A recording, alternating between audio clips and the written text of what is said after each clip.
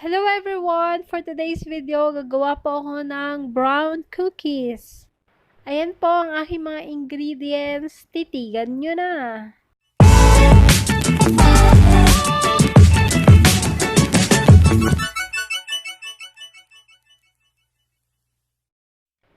In a bowl, gumamit ako ng isang cup ng harina. Haluin.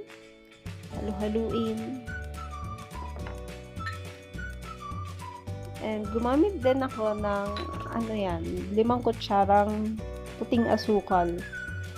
And 10 kutsarang brown sugar.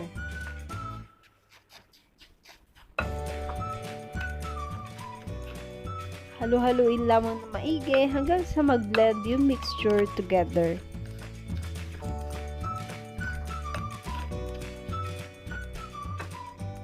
In a separate bowl, ayan. So, gumamit ako nung 200 grams yung butter. So, ang ginawa ko is yung kalahati lang. So, it's 100 grams.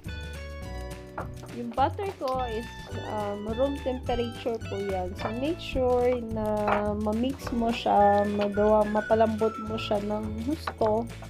Ayan, bago mo ilagay yung dry ingredients.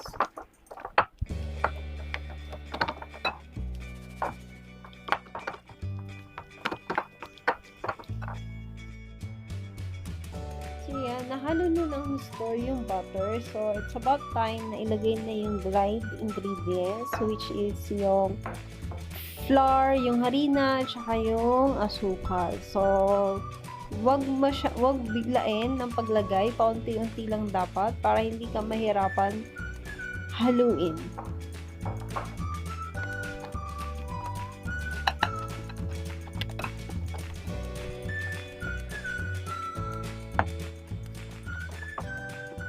Ayan, halu-haluin lamang na maigi. Ayan, para ma-reach yung moist niya, yung para mapalambot siya. Gumamit pala ako ng 1 kutsarang gatas. So, kasi para medyo ma-water-water katulad nito, yung ganyang texture. So, yun. Yung gatas na fresh milk. And then, tapos haluin, gumamit din ako ng dark chocolates. Ayan. I-mix lamang ito sa mixture.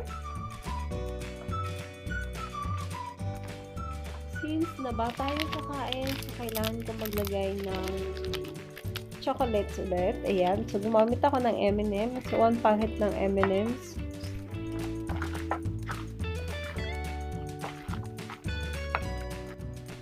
Gumamit ako ng foil kasi wala akong parchment paper. Kung meron kayong parchment paper, yun po talaga yung gagamitin. Pero dahil wala, pwede rin yung foil. Ayan. So, maluluto din naman siya pag foil. Kaya lang naman magamit ng parchment paper para hindi siya dumikit. Ayan. So, sa foil, okay na okay din. Ayan. Make sure na malinis yung kamay. At, ayan, i-mold lang natin ng paganyan, ng pabilog. Ayan, and kasi mamaya habang niluluto yan is mag-spread yan. I mean, malulusaw siya dahil sa butter.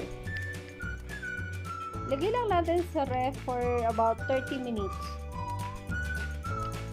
A few moments later. So, ito na siya. So, after 30 minutes, so medyo matigas-tigas na yan. So, hindi siya masyadong mag-spread ng bongga. Ang kagandahan kasi kapag chili-chill muna natin yung mixture is magiging chewy po siya mamaya kapag naluto. Ayan, earlier for 10 minutes, ayan, na-preheat ko na yung oven ng 350 Celsius Fahrenheit. Ayan, so guys, before nyo ilagay yung inyong cookies na lulutuin is for 10 minutes first. Ayan, painit nyo muna yung oven nyo. Yung kailangan nyo mainit na mainit siya bago nyo ilagay.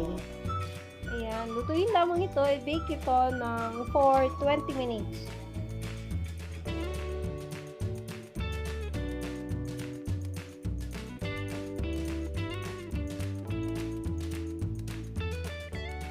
mapapansin nyo, unti-unti itong nagpa-flat. Dahil po yan sa butter. Ayan, natutunaw.